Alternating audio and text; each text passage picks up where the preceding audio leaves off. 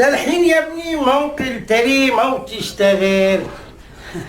انت مهندس ولا بنشري؟ ايه بس مالك يا بايش بنشريش؟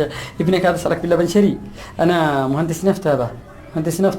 روح لنا سنه ونحن انت ما درسنا ابنك مهندس نفط. ما هو يا ابني نفدالك صار كيف انت وسخ. لا شوف يا با انت ما فاهم لك. اصلا احنا مهندسين النفط طولين منك تعرف، زي البناشره تماما، زي البناشره والمهندس. ليش؟ لانه البنشري يغير زيت ولا لا؟ ايوه احنا نستخرج الزيت.